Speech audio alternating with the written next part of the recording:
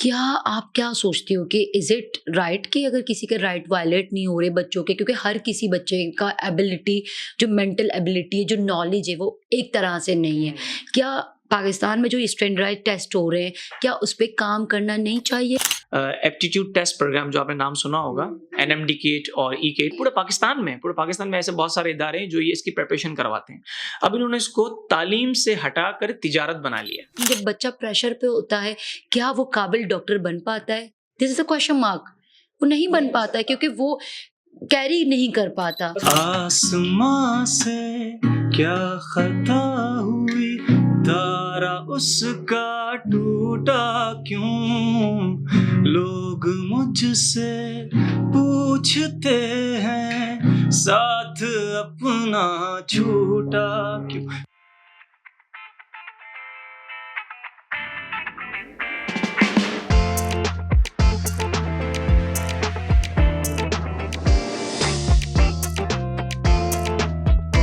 अस्सलाम वालेकुम, मैं माइन वाहिद बलोच एक बार फिर से आपको वेलकम करती हूँ। उम्मीद है आप लोग मज़े में होंगे, ज़बरदस्त होंगे। आज स्टूडियो में हमारे साथ एक ऐसे शख्स हैं जिनका काम बहुत ही मुश्किल है बट नामुमकिन नहीं। जब हम बात करते हैं मेडिकल फील्ड की, वो बहुत मुश्किल फील्ड है, उसमें बहुत सारा स्ट्रगल करना पड़ता है। बीइंग अ डॉक्टर, उनके बारे में हम पूछेंगे कि उन्होंने किस तरह से काम किया। वो एक टीचर हैं, वो 10 साल से वो केमिस्ट्री के फील्ड में पढ़ाते हैं और साथ ही साथ इंटरेस्टिंग बात ये है कि वो बीइंग अ डॉक्टर, वो एक म्यूजिशियन है। उन्होंने अपने स्टूडियो का नाम रखा है डॉक्टर स्टूडियो, जिस पे वो म्यूजिक बनाते हैं, म्यूजिक के हवाले से काम करते हैं, यंग म्यूजिशियंस को सपोर्ट करते हैं।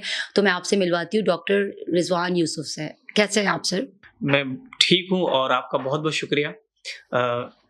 कुछ वक्त पहले मैंने आपका एक पॉडकास्ट देखा था, तो मुझे बहुत अच्छा लगा सुन के, और अल्हम्दुलिल्लाह आज मैं यहाँ बैठा हुआ हूँ।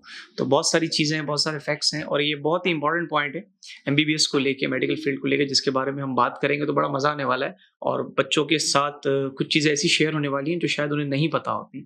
बात करेंगे इस पे आज। बिल्कुल, and thank you so much कि आपने अपने इतने बिजी शेड्यूल से हमें टाइम निकाल के दिया है, क्योंकि being a doctor, being a teacher, आपके पास टाइम ही नहीं होता है कि उसको आप कैसे मैनेज करो। बट आज जो बातें हम करेंगे वो आई नो कि वो बहुत प्रोडक्टिव होंगे और वो बच्चों के लिए बहुत यूज़फुल होंगे।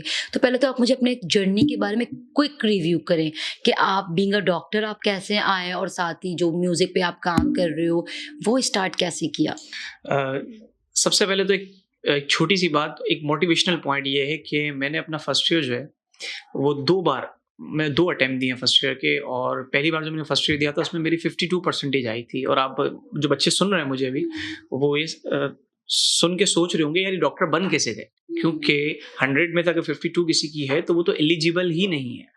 टेस्ट देना तो दूर की बात है। फिर हमने सोचा कि अब हम क्या करें, तो हम अब मैं 2 दोस्तों को अपने नहीं भूल सकता। बहुत ही अच्छे मेरे फ्रेंड्स आज भी हैं, डॉक्टर यासीन अल्हम्दुलिल्लाह और डॉक्टर अहमद। एक डेंटल सर्जन है और एक एमबीबीएस है मेरी तरह। तो हम वो 3 इडियट्स कहते हैं जिसको। तो हम जो तीनों जो है वो बाइक पे जा रहे हैं। अच्छा, अब हम बोर्ड की तरफ जा रहे थे, तो बोर्ड की तरफ जा रहे थे जब, तो वहाँ पर पता नहीं कुछ क्लैश वगैरह हुआ था, तो रास्ता बंद था। तो हमने कहा चलो यार हम थोड़ा-सा सिविल वाली साइड से निकलते हैं। अब सिविल से थोड़ा आगे गए तो डाउ यूनिवर्सिटी आँखों के सामने आ गई। तो हमने वहाँ बाइक को रोका और थोड़ी देर के लिए हम देखते रहे। और वहाँ से जो डॉक्टर्स निकल रहे थे और उन्होंने जो लैब कोट पहना था, और जो उनका तो देख के उनको जो एक अंदर फ़ील आ रहा था, एक इमोशन जनरेट हो रहा था कि यार काश, क्या हम ये बाउंड्री क्रॉस कर सकते हैं? हम क्या डाउ में एंटर हो सकते हैं? बस वहाँ से वो लाइफ़ चेंजिंग मोमेंट था, और कुदरत का वो एक कुन की देर होती है ना, बस वो हमारे लिए वो कुन था। फिर हम बोर्ड गए, वहाँ बोर्ड पे रूम भी मैं आपको बताऊँगा, रूम नंबर 52 में एक मैम थी। उन्होंने कहा कि बेटा आप एक काम करें, आप सिर्फ़ सेकंड ईयर पे फ़ोकस करें। आप फर्स्ट ईयर दोबारा अभी ना दें, आप सिर्फ सेकंड ईयर में फोकस करें। हमने कहा मैम कैसे होगा? बोला आप फोकस तो करें, अगर आप में टैलेंट है तो मुझे आप सेकंड ईयर में 80 प्लस ला के दिखाएं। तो अल्हम्दुलिल्लाह जो है वो सेकंड ईयर में फिर मेरी 86 परसेंटेज आई। अब वो दोबारा फिर उनके पास हम गए, तो उन्होंने कहा कि यार फर्स्ट ईयर में 52, सेकंड ईयर में 86, तुम्हारा एग्रीगेट बन रहा है ऑलमोस्ट जो है वो एवरेज बन रहा है 68। इसका मतलब तुम अगर सेकंड ईयर में 86 ला सकते हो तो दोबारा फर्स्ट ईयर दे के 80 प्लस ला सकते हो। तो उन्होंने कहा फर्स्ट ईयर इंप्रूव करें। और जब हमने फर्स्ट ईयर इंप्रूव किया तो उसमें भी अल्हम्दुलिल्लाह मेरी 87 के करीब, 86.5 के करीब परसेंटेज आई। तो मेरा ऑन एवरेज अब 86 बन क्योंकि गया। आपका गोल सेट था ना आपके माइंड में। हाँ, और फिर मैंने डाउ का टेस्ट दिया। डाउ के टेस्ट में भी अल्हम्दुलिल्लाह 87 मार्क्स आए। नेगेटिव मार्किंग हुई 85.25 रिमेनिंग, और डाउ की सीट मुझे मिली 205 मेरा मेरिट नंबर था। लेकिन जब हम टेस्ट की बात करते हैं, मतलब अगर हम देखें पाकिस्तान में, आप तो आए, आपने स्ट्रगल किया, आपको डायरेक्शन था, लेकिन जब हम स्टैंडर्डाइज्ड टेस्ट की बात करते हैं, एप्टीट्यूड टेस्ट की बात करते हैं, तो क्या आप क्या सोचती हो कि इज़ इट राइट कि अगर किसी के राइट वायलेट नहीं हो रहे बच्चों के, क्योंकि हर किसी बच्चे का एबिलिटी, जो मेंटल एबिलिटी है, जो नॉलेज है, वो एक तरह से नहीं है। क्या पाकिस्तान में जो स्टैंडर्डाइज्ड टेस्ट हो रहे हैं, क्या उस पे काम करना नहीं चाहिए? क्योंकि हर बच्चे की एबिलिटी को एक टेस्ट नहीं ला सकता। तो क्या कहना चाहते हैं आप इसके बारे में? इसके बारे में सबसे पहले तो मैं ये कहूँगा कि इस साल आपने देखा होगा, लास्ट ईयर बल्कि, कि हमारे जो सेंट टेक्स्ट बुक हैं उन पे बहुत काम हुआ है, बहुत काम हुआ है, और सारी जो टेक्स्ट बुक हैं उनका कंटेंट बहुत चेंज हो गया है। और हम जब एप्टीट्यूड की तैयारी करवाते हैं तो हम फेडरल का कंटेंट पढ़ा रहे होते हैं, क्योंकि हमारे टेस्ट में फेडरल का कंटेंट आ रहा होता है, कैम्ब्रिज का आ रहा होता है, खान से कुछ सवाल आ रहे होते हैं, लेकिन अब वही चीज़ें हमें सिंध बोर्ड में भी नज़र आ रही हैं। तो काफ़ी हद तक हमारी बुक बहुत अपडेट हो चुकी है। लेकिन इस बार भी हुआ क्या कि टेस्ट रिकंडक्ट हुआ है, डाउ ने टेस्ट लिया, उसके बाद वो टेस्ट रिकंडक्ट हुआ है। क्यों? क्योंकि जो पिछला टेस्ट हुआ उसमें बहुत सारे फ्लोज निकले, चीट्स हुई, तो उसकी वजह से जो रिजल्ट है, जाहिर सी बात है, आप जिस तरह कह रही हैं कि वो प्रॉपर तो नहीं बन सकता, तो उन्होंने दोबारा से रिकंडक्ट किया टेस्ट को। और जब रिकंडक्ट किया है तो उसमें कुछ बच्चे ऐसे हैं जिनके पहले मार्क्स बहुत अच्छे थे, बाद में रिडक्ट हो गए, तो अब वो डिप्रेशन का शिकार हो रहे हैं, एंजाइटी हो रही है कि यार हमारे साथ ऐसा क्यों हुआ, कि फ्लोज बहुत हैं। स्टैंडर्ड मुझे नहीं लगता कि अभी भी उस तरह से मेंटेन हो पाया है, और अब भी चीट्स हुए, अभी भी चीट्स हुए, लेकिन अब इसका कोई इलाज नहीं है। तो अब इन्होंने ऐसा कोई अनाउंसमेंट नहीं किया कि हम रिकंडक्ट करेंगे, बस वो कह रहे हैं जिस तरह का टेस्ट हुआ है बस इसी पे रिलाई करते हैं आगे। अब जो बच्चे पहले तो थे, वो उनका करियर क्या हो गया? मतलब हम जब बात करते हैं मेडिकल फील्ड की, मतलब ये जब नाम ही बच्चे सुनते हैं तो एक खौफ आ जाता है, एक प्रेशर बिल्ट होता है ना। लाइक आप कहते हो कि आप के पास पैसा होना चाहिए अगर आपको डाउ जाना है, आपको बड़े यूनिवर्सिटी पे जाना है। डाउ तो बहुत बड़ी यूनिवर्सिटी है, तो बच्चों में वो डर बिठा दिया जाता है कि मेडिकल में आपके पास पैसा नहीं तो आप नहीं कर सकते हो। क्या आपको लगता है कि वाकई में इतना बाइसनेस है कि आपके पास मेरिट बेस पे, अगर लक बेस पे जाते हो, या मेरिट बेस वाकई में वैलिडेशन है? नहीं, यहाँ पर जो आपने कहा कि डाउ में एडमिशन लेना बहुत मुश्किल है, मुश्किल तो है पर नामुमकिन नहीं है। पहले मतलब मेरिट बेस पे, लाइक मेरिट बेस पे बिल्कुल है, स्टिल है, मेरिट बेस पे है, वरना मेरा भी एडमिशन नहीं होता, और मेरे पिछले जितने भी स्टूडेंट्स हैं उनका एडमिशन कैसे होता। सारे वो बिलोंग करते हैं मिडिल क्लास फैमिली से, जैसे आप हैं, जैसे मैं हूँ, ठीक है।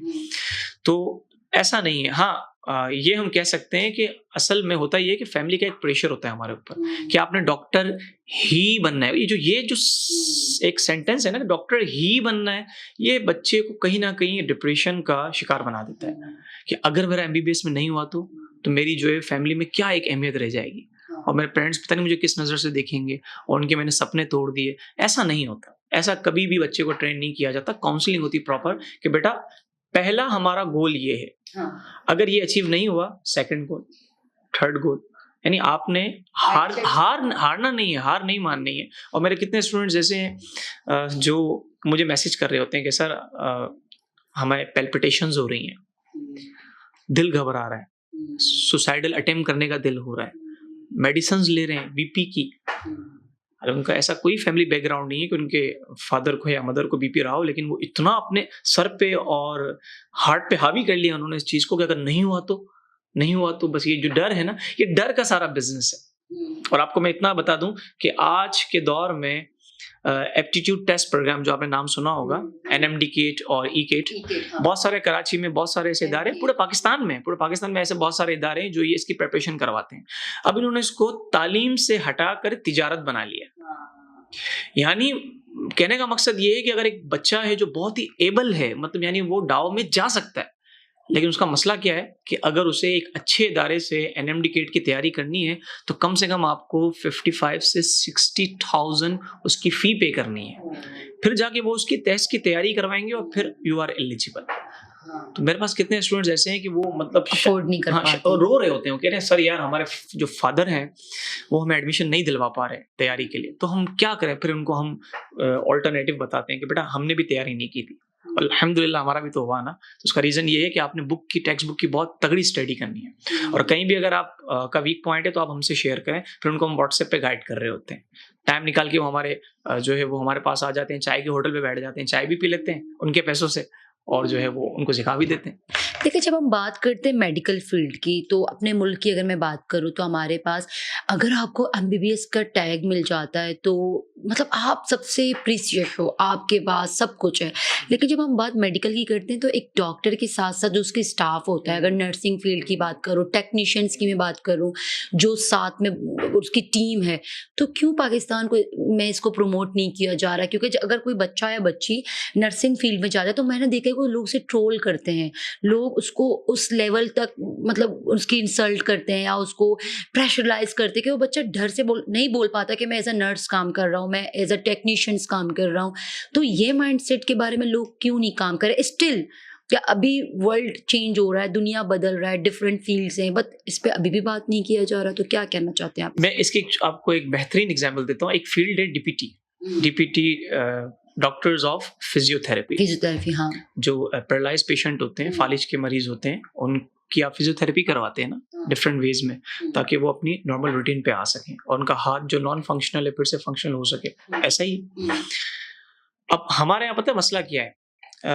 हमारे यहाँ मसला ये है कि अगर कोई बच्चा घर पे ये कहता है ना कि पापा मुझे जो है वो डीपीटी करनी है, या अपने कजन से शेयर करता है कि मैं डीपीटी करूं, तो हमारे यहाँ डीपीटी का पता है उर्दू में क्या मतलब लिया जाता है? मसाज वाला, मतलब मसाज वाला। हालांकि डीपीटी एक इतनी प्रोफेशनल फील्ड है कि एक फालिज का पेशेंट है आपके पास जो मतलब हार चुका है, हार मान चुका है उसको कि दोबारा जिंदगी देना, कि मेरा हाथ ये काम नहीं करेगा, मेरा ये पैर काम नहीं करेगा, मेरी जबान काम नहीं करेगी, और अगर उसको आप दोबारा बोलवा पाते हैं और उसके हैंड की मूवमेंट करवा पाते हैं तो इससे बड़ी बात क्या होगी। लेकिन हमारे पास इस तरह के इदारे नहीं हैं जहाँ इस चीज़ को प्रमोट किया जाता हो, बच्चे इसलिए कर नहीं पाते। तो फिर वो सबका माइंडसेट वही है कि यार सबसे ऊपर जो है ना एमबीबीएस है, सेकंड पे अगर आते हैं तो डेंटल सर्जन। अब डेंटल सर्जन की भी यहाँ इतनी वर्थ नहीं है, आप कनाडा चले जाएं वहां तो ओहो वर्थ।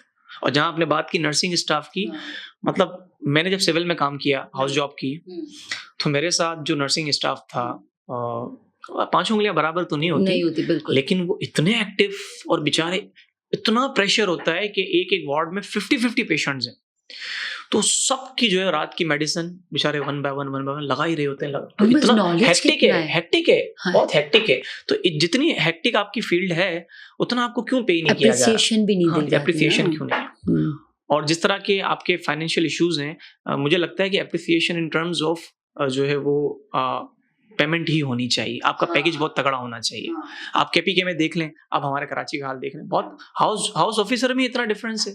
अगर हमें 45 मिलती थी तो उन्हें उस वक्त 95 मिलती थी, तो क्यों 50,000 का लैग है यहाँ पर? तो डिफरेंस तो है ना। तो फिर आप इतनी मेहनत करके एमबीबीएस में भी ऐसा नहीं है, आप ये नहीं कहें कि एमबीबीएस करके आपने अपने आप को जो है वो समझना है कि मैं चांद पे चला गया, ऐसा नहीं है, ऐसा नहीं है। एमबीबीएस करके भी जब आप हाउस जॉब पे आते हैं ना, तो हाउस जॉब पे हमारे जो सीनियर्स होते हैं वो ऐसे ट्रीट कर रहे होते हैं हमें, वो बैंड बजा देते हैं बिल्कुल, कि सारा काम आपने ही करना है। कभी कभार इंजेक्शन भी हम लगा रहे होते हैं, ये हमारा काम नहीं है, ये नर्सिंग स्टाफ का काम, हमसे लगवा रहे होते हैं। ब्लड ड्रॉ भी हम कर रहे होते हैं, ये सब हमने किया है। कभी कभार नर्सिंग स्टाफ की स्ट्राइक होती थी, जो सारा काम हम करते थे, खाना तक हम भूल जाते थे। तो एमबीबीएस को जिस तरह हम समझ रहे हैं ना कि वो मतलब सिर्फ गोल्ड हाथ में आ गया, अब बेचने की देर है और पैसे आने की देर है, ऐसा नहीं। उसमें भी बहुत मेहनत है, बहुत मेहनत है। और एमबीबीएस करके सिर्फ कुछ नहीं होगा ना, आगे आपने एफसीपीएस करना है, एमसीपीएस करना है, बहुत सारी चीजें खत्म नहीं होता। तो मैं ये समझता हूँ कि सिर्फ आप एमबीबीएस को ये सोचकर ना आए कि बस एक बार कर लिया तो चांद तारे, ऐसा नहीं है। देखिए, आप टीचर हो, पिछले 10 सालों से आप टीचिंग फील्ड में हो, आपके साथ बहुत सारे स्टूडेंट हैं। क्या आप सोचते हो कि ये वजह टीचर्स भी हो सकते हैं? क्योंकि हम बच्चों को फील्ड के बारे में एडवोकेसी नहीं देते, हम बच्चों को फील्ड्स के बारे में बताते भी नहीं। समहाउ आई फील के टीचर्स भी एमबीबीएस को ज़्यादा प्रमोट करते हैं, मतलब हम अवेयरनेस सेशन नहीं रखते। हमारे पास डिफरेंट लैब बने लेबॉर्ट्री के हवाले से, या हम दूसरी चीज़ों के बारे में। क्या आपको लगता है कि टीचर्स हैं इसके पीछे? बिल्कुल है टीचर्स। देखिए, टीचर जो होता है ना, अब ये अपने मुंह से अपनी तारीफ हो जाएगी, लेकिन जब मैं क्लास में खड़ा हुआ होता हूँ तो जो मेरे स्टूडेंट्स होते हैं वो कहीं ना कहीं मुझे अपना आइडियल कंसिडर कर रहे होते हैं। आइडियल इन अ सेंस ये नहीं है कि मेरी फिजिक देख के, मेरा फेस देख के, वो मुझे ये देख रहे होते हैं कि सर एक टीचर भी हैं, साथ में डॉक्टर भी हैं, और फिर जो है सर को जो है वो सिंगिंग में भी एक पैशन है, तो कहीं ना कहीं आपको आइडियल मान रहे होते हैं ना अपना। तो अगर आप उनको सही पाथवे दिखाएंगे ना, तो आपके पाथवे को जल्दी फॉलो करेंगे। तो ये आपका काम है कि राइट पाथवे उन्हें दिखाना। क्योंकि हम तो भूखे हैं ना, हम रोल मॉडल के भूखे हैं। हाँ, और अगर उनको एक मॉडल मिल गया है तो मॉडल जो कहेगा वो वही करेंगे। तो अब आपका काम है, आपका फर्ज है कि आप उनको सही बता रहे हैं या गलत बता रहे हैं। और अगर आप उनको सही पाथवे दे दिए, मिसाल के तौर पर मुझसे स्टूडेंट्स कहते हैं सर एमबीबीएस नहीं हुआ तो हम क्या करेंगे, इस तरह का मुंह बना के कहते हैं कि जैसे खत्म हो जाएगा, बस सब कुछ खत्म हो जाएगा। तो मैं कहता हूँ ऐसा कुछ नहीं बेटा, एमबीबीएस नहीं हुआ तो बीडीएस, बीडीएस नहीं हुआ तो डी फार्मेसी, और अगर ये भी नहीं होता तो आप सीए की तरफ जाएं, चार्टर्ड अकाउंट जिसे कहते हैं। मेरे अपने कजन्स हैं, बहुत हाईली पेड है, वो बहुत अच्छी फील्ड है, बहुत अच्छी फील्ड मेडिकल है, से ज्यादा उनको पेमेंट है। बहुत अच्छी फील्ड है। हाँ। लेकिन अब वो कहते हैं सर आप तो डॉक्टर, आप इस तरह की बात करें सीए में जाएं। तो मैंने कहा भाई आपको सच बता रहा हूँ। अब आप कहें कि मैं जानबूझ के अपनी ही फील्ड की तारीफ करूं और वहां से आपको हटाऊं, ऐसा तो नहीं है। तो मैं आपको सच बता रहा हूँ कि सीए की बहुत डिमांड है, और पाकिस्तान के सीए की तो बहुत डिमांड है, बहुत डिमांड। तो मतलब इसमें जिंदगी खत्म नहीं होती है। मतलब ये आपका काम है कि आप उनको किस तरह हाँ, से बिल्कुल गाइड बिल्कुल करते हो। बिल्कुल। लेकिन आप जो मेडिकल फील्ड में हो, लाइक बीइंग अ डॉक्टर, क्या आपको लगता है कि हमारे कंट्री में जो डॉक्टर के साथ क्या बायसनेस है? क्योंकि एक मिडिल क्लास फैमिली का आना, या एक ऐसे बैकग्राउंड से लोग आ रहे हैं जो कि हाई प्रोफाइल हैं या फाइनेंशियली बहुत स्ट्रांग है, क्या लगता है कि हमारे पास इसी वजह से ही हम इतना तरक्की नहीं कर रहे, हमारे मुल्क के डॉक्टर्स आगे हाईलाइट नहीं हो रहे? बायसनेस हो सकता है? ये आप कहें प्राइवेट सेक्टर्स में इसका बहुत बायसनेस है। इसका रीजन पता है क्या है? ज़ियाउद्दीन में अगर आपकी विश है कि आप एमबीबीएस करें, डाव में नहीं मिला, इट्स ओके। जिना में नहीं मिला, इट्स ओके। शहीद बेनज़ीर भुट्टो में नहीं मिला, इट्स ओके। केएमडीसी नहीं मिला, इट्स ओके। ज़ियाउद्दीन है ना, लियाकत है ना, लेकिन मैं कैसे जाऊँ वहाँ पर? मैं उनको अप्रोच कैसे करूँ? उसका रीज़न ये है कि मुझे पर ईयर वहाँ पर ऑलमोस्ट पे करने 13 to 15 lakh per year? Ji, per year. और अगर मुझे पूरा एमबीबीएस करना है तो ऑलमोस्ट 75 लाख की गेम है। तो मैं ये नहीं सोचूंगा यार अगर 75 लाख में यहाँ लगा सकता हूँ तो मैं किसी बिजनेस में नहीं लगा सकता, और पता नहीं मैं कहाँ पहुंच जाऊंगा। लेकिन उसमें क्या है, अब जो जिस तरह आपने कहा कि बहुत सारे ऐसे लोग हैं जो अफोर्ड कर लेते हैं बहुत आसानी से, उनके लिए कुछ भी नहीं है। मुझे भी ऐसे स्टूडेंट्स मिलते हैं, सर प्राइवेट में क्या फी, अच्छा इतनी है, ऐसे कहते हैं, अच्छा इतनी है, मतलब दे आर। और वो मिडिल क्लास वाला जो बच्चा होता है या उससे भी लोअर क्लास वाला, वो उनको ऐसे देख रहा होता है कि मेरे पास तो 2 वक्त की रोटी तक नहीं है, मेरे पापा के पास, मेरे पापा तो अखबार बेचते हैं। तो ऐसा भी है ना कहीं है, डिफरेंसेस हैं। मुझे ऐसा लगता है कि प्राइवेट सेक्टर जिस दिन ये डिफरेंस खत्म करेंगे ना, उस दिन टैलेंट को मौका मिलेगा।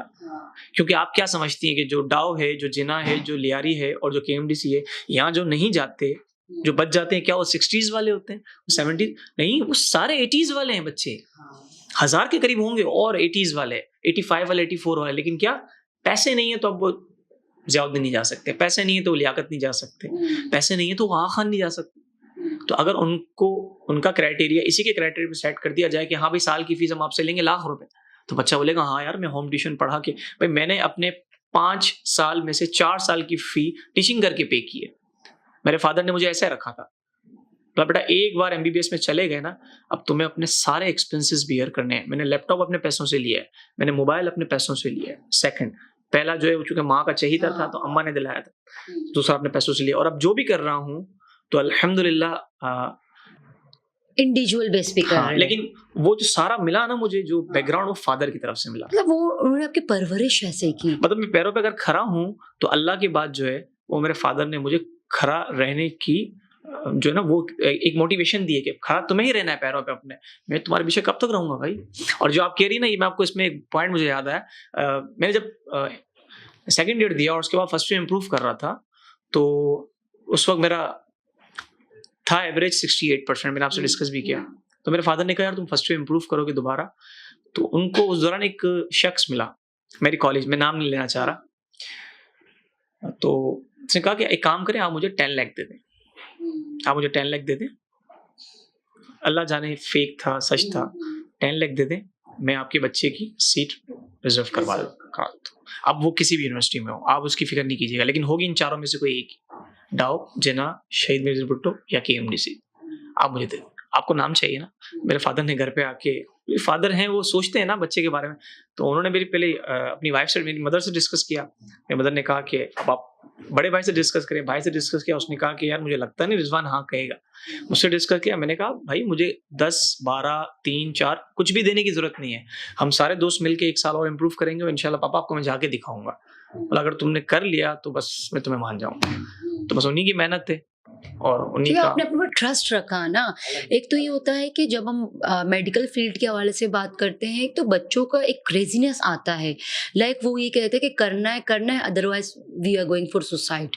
नहीं, बहुत ये से नहीं होना बच्चे चाहिए। करते हैं, लेकिन मैं एक पर्सपेक्टिव के बारे में बात कर रही हूँ। एक जो रियल डायरेक्शन होता है, अगर हम मेडिकल टीम की बात करें, मेडिकल फील्ड के हवाले से बात करें, एक रेस है, लाइक आपने उस रेस से आप आउट हो गए, आपकी जिंदगी खत्म हो गई। तो इसके बारे में हम कैसे स्ट्रेटजीज बनाएं? लाइक हमारा एजुकेशन जो सेक्टर है, जिस एजुकेशन सेक्टर की हम बात कर रहे हैं, जो हमारा कैरिकुलम है वो चेंज नहीं हो रहा, उस पे हमारे अब टेक्निकल चीज़ें आ गई है, टेक्नोलॉजी बहुत आ गया है, साइंस ने कितना तरक्की किया, लेकिन पाकिस्तान के बच्चे अभी बहुत पुराने सिस्टम को पढ़ रहे हैं। पुराना हमारे केमिस्ट्री की बुक्स हैं, इन्वेंशन नहीं है। तो हम इस फील्ड में कैसे चेंजेस ला सकते हैं, या गवर्नमेंट सेक्टर्स पे हम कैसे पॉलिसी बना सकते हैं न्यू, क्योंकि बच्चे ही कहते हैं ना कि डू और डाई सिचुएशन बन जाता है। तो उस डू और डाई सिचुएशन में बीइंग अ टीचर आप कौन से स्ट्रेटजीज बनाना चाहते हो, या सजेस्ट करना चाहते हो कि हम उस पे काम करें और उस पे तालीमी निज़ाम को हम इम्प्रूव करें? देखिए मैं आपको एक छोटी सी बात कहता हूँ कि अ, मेरा बेटा है अभी माशाल्लाह 6 महीने का। जब वो 2 साल का होगा तो आपको क्या लगता है कि मेरी क्या ख्वाहिश होगी, कौन सी स्कूल में जो है वैसे मैं तालीम दिलवाऊँ, गवर्नमेंट सेक्टर में या प्राइवेट सेक्टर में? अभी जिस लिहाज से हम बैठे तो we go for a private sector. हाँ प्राइवेट में भी बहुत सारे हैं। हाँ, उसमें मैं अब नाम नहीं लेना चाह रहा, लेकिन आप टॉप मोस्ट जानते हैं। लेवल्स। हाँ, अब मैं मेरी ख्वाहिश तो यही होगी ना कि अगर मैं अफोर्ड कर सकता हूँ तो मैं उसको एक ऐसे स्कूल में एडमिशन दिलवाऊँ जहाँ ऐसे कैलिब्रेटेड लोग हों। आप खुद भी टीचर हैं, आपको अंदाजा तो होगा। मतलब मैं क्या कहना चाह रहा हूँ कि ना, ये चाह रहा हूँ कि असल में हमें मैट्रिक के बाद पता लगता है कि we will go for MBBS. हमें पहले क्यों नहीं पता यार? मतलब हमें क्यों पहले तराशा नहीं जाता कि क्या ये डॉक्टर बनने के काबिल है, या जबरदस्ती इसकी हम टांग खींच रहे हैं उस तरफ? क्या ये इंजीनियर बनने के काबिल है, क्या ये अकाउंटेंट बनने के काबिल है? हमें मैट्रिक के बाद पता है क्या बताया जाता है? यार एमबीबीएस कर लो, बहुत पैसा है। यार सीए कर लो, बहुत पैसा है। ये क्यों नहीं कहा जाता कि तेरा इंटरेस्ट किधर है भाई? काबिलियत पे बात नहीं करते, एबिलिटी पे नहीं करते। क्यों? क्योंकि आपकी बेसिक बहुत वीक है। आपको खुद को भी तो नहीं पता। मुझे खुद को भी तो नहीं पता कि मुझे कहाँ जाना है। मुझे तो बताया गया। हाँ, अडॉप्ट किया ना हम हाँ, लोगों हमने ने। अडॉप्ट किया, हमें पता नहीं है। अब होता क्या है कि जब आप एक बहुत अच्छी स्कूल से बिलोंग कर रहे हैं ना, तो स्टार्टिंग से बच्चा ऐसे टीचर्स देख रहा होता है, ओहो क्या टीचर्स हैं, मम्मा पापा क्या टीचर्स हैं। करते करते करते करते करते उसकी बेस, उसकी इंग्लिश, माइंडसेट। ओह, और क्या होता है, ड्राफ्टिंग बड़ी अच्छी होती है। हमारा बच्चा लिखने के बाद, समझने के बाद भी आखिर में उसका रट्टा ही लगा रहा है। रीजन क्या है? आप लिख नहीं सकते, आपकी इंग्लिश बहुत वीक है, और अगर इंग्लिश अच्छी भी है तो सेंटेंस मेकिंग आपकी बहुत बुरी है। हम अभी तक वहीं पे खड़े हैं, ही इज अ किड, मतलब इस तरह लिख देते हैं हम, ही इज अ किड। देखे मैंने ऐसे लोग भी। तो आपकी जब बेसिक वीक होगी ना, तो आप कुछ नहीं कर सकते। फिर आप एट द एंड किसका शिकार होते हैं? डिप्रेशन। समझ आ जाता है कि मैं नहीं कॉम्पीट कर सकता ये लेवल के बच्चे को, मैं नहीं कॉम्पीट कर सकता कैम्ब्रिज बोर्ड के बच्चे को, क्योंकि मेरा वो बेसिक ही नहीं है। आप यकीन नहीं मानेंगे, मैं जब डाउ में गया था, आज शायद पहली बार बता रहा हूँ मैं, अपने स्टूडेंट्स को तो बताइए, 2 महीने तक मुझे एक भी सब्जेक्ट समझ नहीं आ रहा था। एनेटमी, फिजियोलॉजी, बायोकेमिस्ट्री, मैं सिर्फ टीचर का चेहरा देख रहा हूँ कि क्या कहने की कोशिश कर रहे हैं। मुझे नहीं समझ आ रहा। बुक खुली हुई है मेरे सामने, टीचर स्लाइड से पढ़ा रहे हैं, और वहाँ के टीचर्स कोचिंग वाले नहीं होते जो इंडिविजुअल अटेंशन हो। 400 बच्चे बैठे हुए हैं मेरे साथ ऑडिटोरियम में, वो ऐसे स्लाइड्स चल रही होती हैं, as you noted, as you noted, as you noted, बस वो एक सेंटेंस हम बार बार सुन रहे होते हैं, एज यू नोटेड। आप आगे बढ़ रहे होते हैं, यू आर ब्लैंक। मैं ब्लैंक था बिल्कुल। 2 महीने के बाद जो है, मैं अपने फादर के सामने बैठा था, और बस समझो आंसू आने की देर थी, और मैंने कहा मुझसे नहीं हो रहा है ये। पापा कह रहे देखो अभी भी अगर नहीं हो रहा है ना, तो तुम सीए में आ जाओ, क्योंकि भाई कर रहे थे मेरे, और पप्पी के बेटे वगैरह भी थे, तुम सीए में आ जाओ। मैंने कहा, फिर सोचा कि यार इतनी मेहनत करके मैं यहाँ तक पहुंचा हूँ, कैसे हार मानूं मैं। फिर दोबारा मैंने मेहनत की। मैंने कहा नहीं यार, कम बैक करना है। नहीं, मुझे 4 GB नहीं चाहिए, मुझे 2 GB चाहिए, मुझे सिर्फ पास होना है पहले सेमेस्टर में, लेकिन मेहनत तो करनी है। अल्हम्दुलिल्लाह, जिस सब्जेक्ट में, एनेटमी, मतलब मुझे बहुत बुरा लगता था। मैंने कहा समझ ही नहीं आ रहा क्या वेंट्रल है, क्या डोर्सल है, क्या एंटीरियर, क्या पोस्टीरियर है। और एनाटॉमी में उस सेमेस्टर में मेरे सबसे हाईएस्ट मार्क्स आए थे। तो आपने उसको कैच किया पता ना? नहीं कैसे आगे, मैं अभी तक सोच रहा हूँ। A+ आया था और 3.89 मेरी जीबी थी out of 4।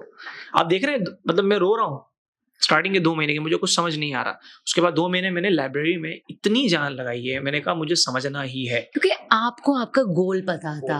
Exactly. That is the point. बच्चों को क्या होता है, उनको गोल नहीं पता। आप मेडिकल अपने विश पे आए, बच्चे मेडिकल प्रेशर पे आते लेकिन हैं। गोल ऐसे सेट नहीं होना चाहिए आपका कि ये मेरा अगर गोल है और अगर मुझे ये नहीं मिला तो मेरी दुनिया खत्म हो जाएगी। गोल ऐसे सेट नहीं होना चाहिए, उसमें पेरेंट्स का फर्ज बनता है। डायरेक्शन पे चलना तो आपका काम है ना। पता है बच्चे क्या करते हैं, बच्चे ग्रांटेड लेते हैं। अगर मैं फर्स्ट ईयर में हो जाएगा उसी ग्रांटेड की वजह से वो टेस्ट पास नहीं करते हैं। फिर उसके बाद उनमें वो डिप्रेशन का शिकार होते हैं। फिर उनके लिए ये होता है कि और फील्ड पे नहीं जाना, लाइक वो और फील्ड पे नहीं जाते। लेकिन आपको आपका गोल पॉजिटिवली पता था ना, लाइक आप गए, आपके लिए मुश्किल तो था बट नामुमकिन तो नहीं था ना। तो आपने इसी वजह से कॉप अप किया। मतलब मेडिकल में मतलब मुझे फील हो रहा है कि आप अपने चॉइस से गए हो, आप प्रेशर पे नहीं गए हो। लेकिन जब बच्चा प्रेशर पे होता है, क्या वो काबिल डॉक्टर बन पाता है? This is a question mark. वो नहीं बन पाता है क्योंकि वो कैरी नहीं कर पाता। पॉजिटिव प्रेशर होना चाहिए, नेगेटिव नहीं होना चाहिए। बट हमारे पास तो नेगेटिव प्रेशर है, बहुत ज्यादा लाइक टीचर भी, बीइंग अ टीचर, लाइक आपने शायद ऐसे केसेस देखे हैं, शायद आप में नहीं हो लेकिन बहुत सारे ऐसे टीचर्स हैं वही टैग लगा देते हैं। मुझे ये कि पाकिस्तान में जब एक टीचर स्टूडेंट का रिलेशनशिप क्लियर नहीं है, अगर मैं अपने टीचर के साथ कॉफ़ी पे जाऊं या चाय पी लूं तो आप पे टैग लग जाता है, क्या इनका कोई पर्सनल रिलेशन है, क्यों टीचर का फेवरेटिज्म है। वो ये नहीं देखते कि जब हम 1-to-1 डिस्कस करते हैं डर खत्म होता है, एग्जैक्टली। क्योंकि हम सवाल नहीं पूछते हैं। एग्जैक्टली। हम ऐसी कौम है कि हम डरते हैं। टीचर और स्टूडेंट के बीच में ऐसा गैप नहीं होना चाहिए। क्या कहते हैं आप इसके बारे में? बिल्कुल, आपने ये एक अच्छा पॉइंट रेज किया है कि इस तरह की थोड़ी सी नैरो माइंडेडनेस है। मैं तो अपने स्टूडेंट्स को ये कहता हूँ कि बेटा जिस दिन रिजल्ट आएगा ना आपका, उस दिन हम सारे जो हैं मिल के होटल पे पार्टी करेंगे। हाँ, पार्टी करते हैं, हम करते हैं, हम डिनर करने जाते हैं, हम जाते हैं। और ये हर साल है। और मुझे कितने लोगों ने, जिस तरह आप कह रही हैं, मुझे लोगों ने कहा कि यार आप क्यों बच्चों के साथ जाते हैं, इस तरह वो फ्री हो जाएंगे। मैंने अगर फ्री होते तो क्या इतना रिजल्ट लाते? नहीं, फ्री नहीं है ये, लेकिन ये है कि कम से कम इनको 1-to-1, जिस तरह आपने कहा ना, कि थोड़ा सा उनका प्रेशर कम होता है और वो जो अपनी अंदर की बातें होती है ना, जो इनका एक डर होता है वो निकलता है और वो शायद आपसे वो भी डिस्कस कर लेते हैं जो उनको अंदर ही अंदर खाया जा रहा होता है। और फिर हम उन्हें एक पॉजिटिवली उसको थोड़ा सा ट्रीट करते हैं कि बेटा ऐसा नहीं होगा तो ऐसा भी हो सकता है, ऐसा नहीं होगा तो ऐसा भी हो सकता है। आपने डरना नहीं, हार नहीं माननी। देखिए, आप में ये बात आई, हर टीचर में भी ये बात नहीं है।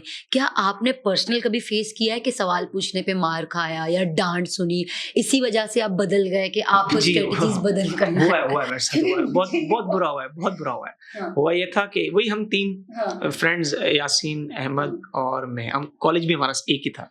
अल्लाह ताला को रब ने मिला दी जोड़ी, ये वाली बात। तो हुआ ये था कि मैं अगस्त में मैंने एडमिशन लिया था और मेरे फ्रेंड्स ने जुलाई में ले लिया था। अब मैं गया तो पहला चैप्टर फिजिक्स का हो चुका था। ना कॉलेज का नाम लूंगा ना टीचर का नाम, वो मेरे लिए बहुत रेस्पेक्टफुल है। खैर, तो मैंने सर से एक सवाल किया, मोशन इन 1 डायमेंशन एक चैप्टर है फिजिक्स का। हाँ। मैंने कहा सर, फर्स्ट ईयर फिजिक्स है ना? हाँ। What is the basic difference between speed and velocity? हाँ। बस इतना सवाल था। मुझे कह रहे हैं आप खड़े हो जाए बेटा। खड़ा हो गया अभी, चेयर। कह रहे नहीं, चेयर पे खड़े हो जाए आप, इन फ्रंट ऑफ एवरीवन। हाँ, जैसे चेयर है, चेयर पे आप खड़े हो जाए। तो मैं थोड़ा सा कंफ्यूज हो गया। मैंने कहा अब कुछ होने वाला है। और मेरी आदत है, पता नहीं क्या है, कि मुझे कोई डांटता है तो मेरी हंसी निकल जाती है, मुझे मुस्कुराहट आ जाती है और मैं हंस रहा हूँ अंदर ही अंदर। और मैं सर झुका के कह रहे देखो ये कितना ढीठ है कि हंस रहा है।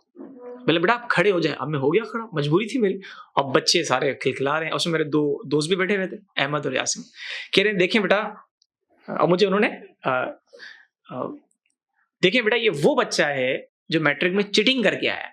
ओह, मतलब सवाल पे। हाँ, और उसको ये नहीं पता कि what's the basic difference between speed and velocity. अब मेरे ज़हन में क्या पॉइंट बना, ये बना कि सवाल पूछने पे ये हाल होता है। और आइंदा यकीन नहीं मानेंगे आप, मैंने उसके बाद वो टीचर से जिंदगी में शायद कभी सवाल नहीं किया। आपका पूरा सिस्टम है, लाइक आप आपका यकीन पूरा माने वो करियर प्राइवेट कॉलेज इफेक्ट था, हो वो गया। प्राइवेट कॉलेज था। फादर ने जो है वो मुझे कहा कि तो आपको प्राइवेट कॉलेज में बिठाऊंगा ताकि कोचिंग की जरूरत ना आप इस पड़े। बारे में सोचे कि आपका पूरा करियर इफेक्ट हो सकता था अगर आप अपने से मेहनत नहीं करते, क्योंकि जब हम सवाल नहीं करते, जब हम बात नहीं पूछते, हमारे माइंड में वो क्लियर नहीं होता, तो बच्चे का क्या कसूर। और मुझे आप लगता तो निकल गए, लेकिन और मुझे अगर आज के दौर में कोई बच्चा ऐसा सवाल करे कि sir what's the basic difference between speed and velocity, तो उसका बड़ा आसान सा जवाब है कि स्केलर क्वांटिटी है, एक वेक्टर क्वांटिटी है, एक में डायरेक्शन होता है, एक में डायरेक्शन नहीं होता। इतना आसान सा जवाब है ना, मुझे शायद 10 सेकंड भी नहीं लगे। तो अगर मुझे बता देते तो शायद उस दिन मेरे जहन में ये आ जाता कि जवाब मिलता है अगर सवाल पूछा जाए तो। मतलब आपकी जर्नी में आपने क्या देखा, अगर आप नहीं होते, आपकी जगह कोई और होता, वो तो मिसयूज हो जाता। लेकिन आप टीचर बने, आपको एहसास हुआ, अब आप चीज को चेंज कर रहे हो, बट वाकई में चीजें हमें फेस करनी नहीं पड़ती है। बहुत है। और एक मतलब टीचर में ऐसे भी मिले कि जो कहते थे कि बेटा आप जो है वो बोलते हुए अजीब लग रहा है कि आपकी बार्बर की शॉप होगी। मतलब बच्चों में कितना एहसास एक कमतरी का शिकार बना आपका देते मेडिकल स्टोर होगा। तो हम ये सोचते थे यार हम इतना पे कर रहे हैं और यहाँ हम आए क्यों हैं? हम तो ये जानने के लिए आए कि डाउ में कैसे जाना है, हम ये जानने के लिए आए कि एनईडी में कैसे जाना है, और ये हमें इतना नीचा कर रहे हैं। आपकी सोच को वो यहाँ नहीं यहाँ ले आ रहे हैं, और बच्चों में वो मोटिवेशन खत्म हो जा रहा है। इसलिए तो पाकिस्तान के बच्चे आगे नहीं बढ़ रहे हैं, क्योंकि एक रोल मॉडल होता है टीचर। टीचर आपको तराशता है, क्योंकि डायमंड तो पहले से मिलता है, तो डायमंड नहीं होता। तो एग्जैक्टली मैं आप समझ गई कि आप कैसे टीचर हो, क्योंकि आपने कुछ सफर किया है पाकिस्तान में। और ऐसा मैंने ये आप सॉरी मैं आपका पॉइंट थोड़ा सा मैंने ये भी सफर किया है कि मुझे मॉर्निंग में एडमिशन चाहिए था, ठीक है। तो वहाँ एक सीट वैकेंट थी, मेरी परसेंटेज थी मैट्रिक की 79.9, एग्जैक्टली 80 नहीं थी, और उनकी रिक्वायरमेंट ये थी कि 80 होगी तो आपको मॉर्निंग में एडमिशन देंगे। फादर ने बड़ी रिक्वेस्ट की, बोला नहीं आपको एडमिशन नहीं मिल सकता क्योंकि 80 वाले ही वहाँ जाते हैं। बाद में मुझे पता चला कि मैं इदारे का भी नाम नहीं लूंगा कि उस इदारे के रेफरेंस से बड़ा इदारा, उसके एक रेफरेंस से उसका एक बेटा था और उस बेटे की 62 परसेंटेज थी और उसको वो सीट मिली है, और मेरी 79.9 थी और मुझे अफेक्ट किया गया और मुझे इवनिंग में डाल दिया उन्होंने। अगर मॉर्निंग में होता तो मॉर्निंग की टीचर मैंने उस वक्त सुना था कि बहुत अच्छे हैं और बहुत मोटिवेशनल है, बहुत मोटिवेशनल। मतलब रियलिटी लोगों को नजर नहीं आता, वो बस ये देखते हैं कि कैसे अपनों को लाना है। जो बच्चे मेहनत करके आते हैं, स्ट्रगल, वो तो खत्म हो जाते हैं। तो मतलब आपका जर्नी है, लाइक आपने अपने आप को खुद संभाला, आपको करना था तो आपने किया। तो ये जो टफेस्ट फील्ड, जो टफेस्ट लाइफ आपने स्पेंड किया है, उससे आप एक बेहतरीन टीचर होके आप बैठे हो, आप बच्चों में मोटिवेशन डालते हो। और साथ साथ जो मेडिकल फील्ड है, वो उससे हटके आप ऐसे म्यूजिशियन हो, उसका ख्याल कैसे आया? क्योंकि music is different field. Music में एक जोली करेक्टर होना है, एक डिफरेंट है, क्योंकि उसमें रिदम है, उसमें धुन है, मतलब उस धुन पे आप नाच रहे हो, आप गा रहे हो, एक फीलिंग है, एक इमोशन से। तो उससे आप म्यूजिक पे कैसे आए? 9th में जब मैं था तो हमने घर में सिस्टम परचेज किया था, कंप्यूटर। तो उसमें एक सॉफ्टवेयर था FL स्टूडियो, आज भी है, बहुत प्रोफेशनल सॉफ्टवेयर है। तो उस पे मैं और भाई मिलके जो है वो म्यूजिक बनाते थे, और मैं उस पे सिंगिंग करता था। भाई म्यूजिक बना रहे हैं, मैं सिंगिंग कर रहा हूँ। पापा ने देख लिया, पापा ने कहा यार ये अभी से मतलब ये म्यूजिक बना रहे हैं और सिंगिंग कर रहे हैं। और उनकी अप्रोच तो ये थी कि पहले ये पढ़ लें। तो हाँ, तो उन्होंने क्या किया, उन्होंने समझाया, उन्होंने कहा कि देखें बेटा, सिंगिंग है आपका शौक, आप करें, लेकिन उससे पहले आपने पढ़ाई पे तवज्जो देनी है। तो उन्होंने समझाया, और इस तरह तो नहीं समझाया, थोड़ा डांटा भी था, और फिर सिस्टम उन्होंने सेल कर दिया। तो पहले तो आपको बुरा लगने लगा, लेकिन जब आपने लाइफ गुजारी तो सिस्टम ही सेल कर दिया। बोला सिस्टम होगा तो ये चीजें होंगी ना। उन्होंने सिस्टम हर्ट नहीं हुए कि सिस्टम बहुत बहुत हर्ट हुआ था कि हम यार खुद म्यूजिक बना रहे हैं और खुद ब खुद वो चीज हो रही है, और अपनी शायरी लिख रहा हूँ, मैं अपने लिरिक्स लिख रहा हूँ, गा भी रहा हूँ, अच्छा भी लग रहा है। लेकिन अबू ने कहा कि नहीं बेटा, पहले पढ़ाई। फिर जिस दिन मैं बन गया ना जब डॉक्टर, तो अबू ने कहा कि अब आप चाहें अगर do what you want, wish पूरी कर सकते हो। फिर उस दिन मैंने कदम लिया और मैंने जो है वो अम्मी से भी इजाजत ली और भाई के साथ मिलकर अपना एक स्टूडियो अब मैं रन कर रहा हूँ, डॉक्टर्स स्टूडियो के नाम से। उसकी स्टोरी क्या है? डॉक्टर स्टूडियो नाम देने का क्या मकसद था? मेरे एक फ्रेंड है, डॉक्टर्स को मोटिवेट करना, क्योंकि उनकी लाइफ में बहुत हेक्टिकनेस होता मेरे है। एक फ्रेंड है, उन्होंने ठक करके मुझे कहा कि, मैंने कहा यार मैं एक स्टूडियो ओपन करना चाह रहा हूँ। बोला देखिए यार, नाम होना चाहिए डॉक्टर स्टूडियो। तो ये मेरा ना है, ये क्रेडिट उनका है, मेरे एक फ्रेंड है उनका क्रेडिट। तो उन्होंने कहा कि डॉक्टर्स स्टूडियो होना चाहिए ताकि लोग मोटिवेट हो, जैसे आप कह रही हैं ना अभी कि डॉक्टर भी हैं साथ में स्टूडियो भी रन कर रहे हैं। और मुझे बहुत पैशन है इसका, मतलब पागलों वाला पैशन है, लेकिन वही वाली बात है कि टाइम थोड़ा-सा कम मिलता है। तो आप मैनेज कैसे करते हो? क्योंकि आप अभी फादर बने हो माशाल्लाह से, आपकी मैरिज लाइफ है, आपकी मेडिकल में जो आप काम कर रहे हो, बीइंग अ डॉक्टर आप काम कर रहे हो, बीइंग अ टीचर तो ऑलरेडी हेक्टिक जॉब है, तो मैनेजमेंट कैसे करते हो? फैमिली सपोर्ट है, यानी आपकी वाइफ सपोर्ट करती हैं कि देखिए पेरेंट्स तो सपोर्टिव हैं ही, अल्हम्दुलिल्लाह होते ही हैं सबके, समझना होता है उन्हें। वाइफ मेरी बहुत ज़्यादा सपोर्टिव हैं और वो मुझे टाइम देती हैं। कहती हैं आप इसको भी अपना टाइम दें क्योंकि आपका शौक है और आपने इस पे इतना इन्वेस्ट किया है, तो मैं चाहती हूँ उसका आउटपुट निकले कुछ। तो आप इसको भी टाइम दें और फिर हम अपने बेटे को भी टाइम देते हैं और उसी के साथ-साथ हमारा एक टाइम पूरा सेट हो जाता है। वो वक़्त के साथ-साथ सारी चीज़ें मैनेज होती हैं। ऐसा नहीं है कि आप जो है वो ये सोचेंगे कुछ नहीं हो सकता या एक ही तरफ मैं रहूँ, ऐसा नहीं है।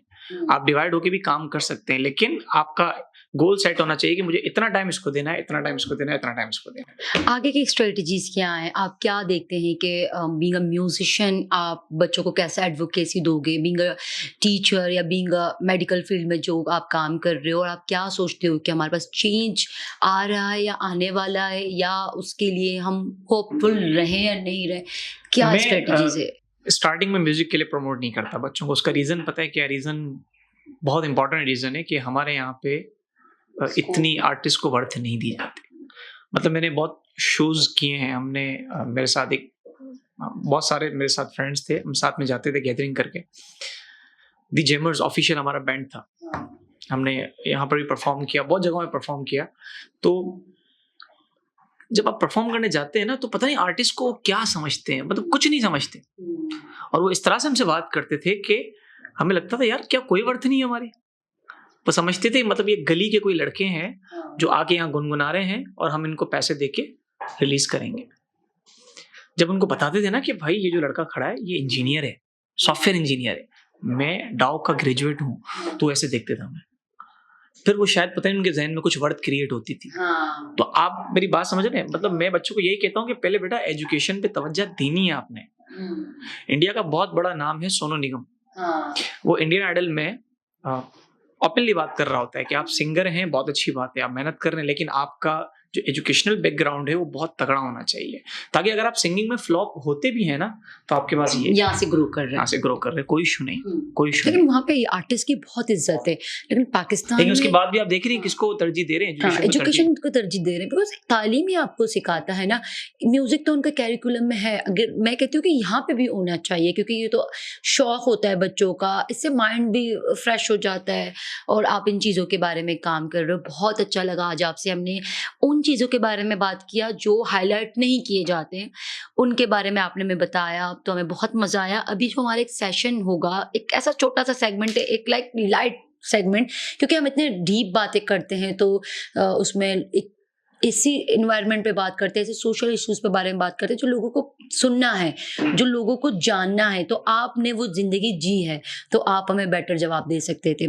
तो अभी हम आपसे एक ऐसा सेगमेंट पूछेंगे जिसमें आप हमें वन वर्ड में आंसर करेंगे, like about your self and all the things, your favourite things, your destination. तो आप रेडी हैं उसके लिए? बिल्कुल फिर रेडी। इसके साथ लास्ट में हम आपसे गाने भी सुनेंगे, क्योंकि थोड़ा लाइट मूड करें ना हम। और दूसरी बात, आप म्यूजिशियन हो, आप म्यूजिक बनाते हो, लिखते हो, तो आज हम चाहेंगे कि आप हमें कुछ सुनाएं अपने म्यूजिक लाइक सॉन्ग्स के हवाले से, या आप अपना गिटार लेकर आए, तो लास्ट में हम आपसे आपका म्यूजिक भी सुनेंगे। Done. पहले तो हम आपसे कुछ सवाल पूछे जो इट्स ऑल अबाउट यू, मतलब आपके फील्ड के बारे में हमने बात की, हमने एजुकेशन सेक्टर के बात की, अब हम आपके बारे में बात करेंगे, about your like and dislike. Okay, are you ready? Done. मतलब वन वर्ड में देना है। Yes or no? No, like मैं आपसे पूछूंगी your favourite meal, your like your weakness, strength, तो आप उसको एक एक अल्फाज में दोगे, ये ठीक है।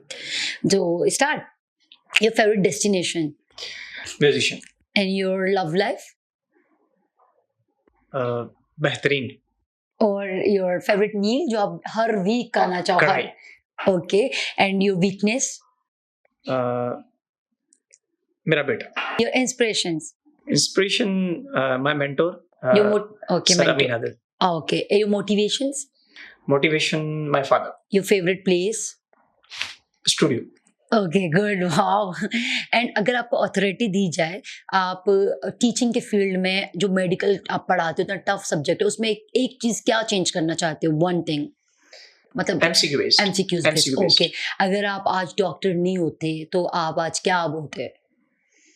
डॉक्टर, म्यूजिशियन और टीचर नहीं होते तो आप क्या होते? मैं चाहूंगा इसका मैं जवाब दूं सही से। एक वर्ड उसका में। रीजन ये है कि हम्म। अगर मैं डॉक्टर नहीं होता तो आज मुझे नहीं लगता शायद मैं इतना अच्छा इंसान शायद बन पाता। उसका रीजन सिविल में जाके जब मैंने लोगों को देखा ना कि उनके दर्द को, तकलीफ को देखा, तो आपके अपने दर्द कुछ भी नहीं। Like you love your field, you okay, आपको कुछ और नहीं बनना है।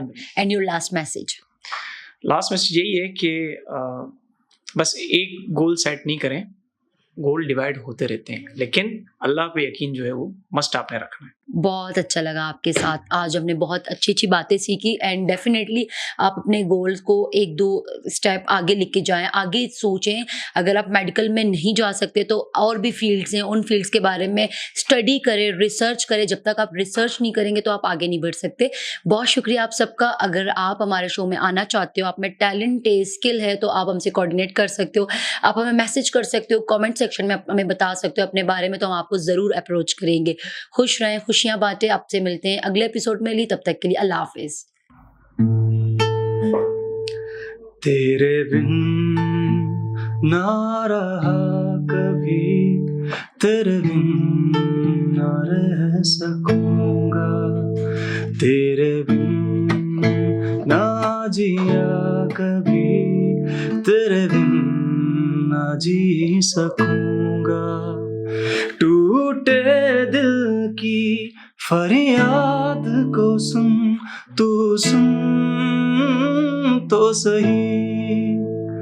अरमां था हमको जिसका, वो गुल खिला नहीं।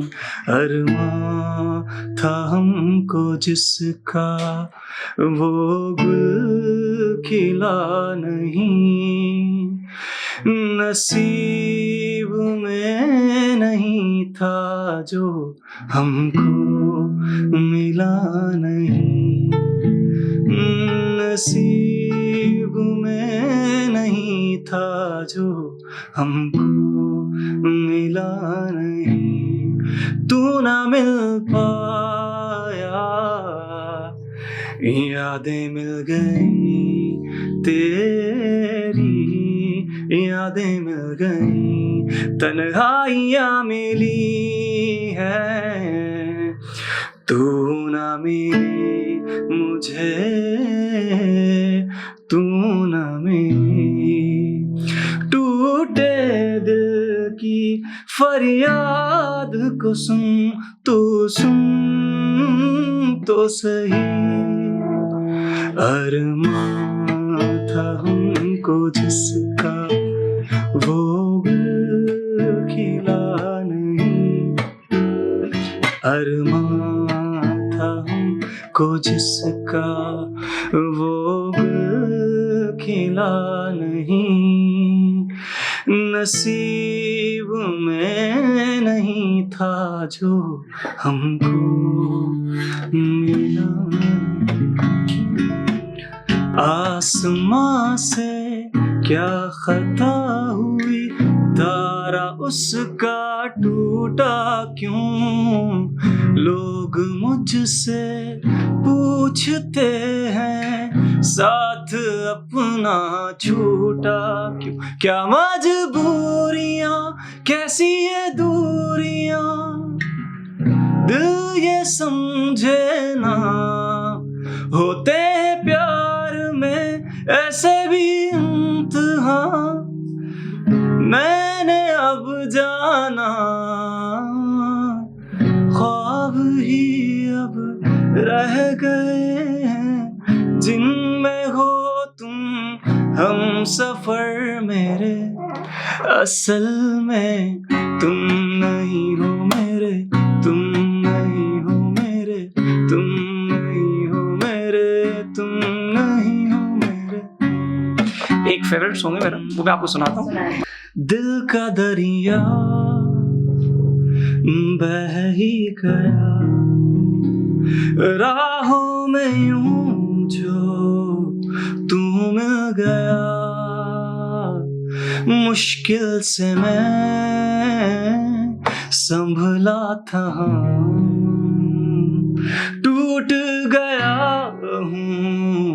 फिर एक दफा बात बिगड़ी है इस कदर, दिल है टूटा, टूटे हैं हम,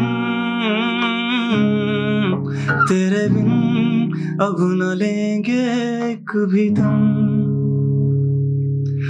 तुझे कितना चाहें और हम,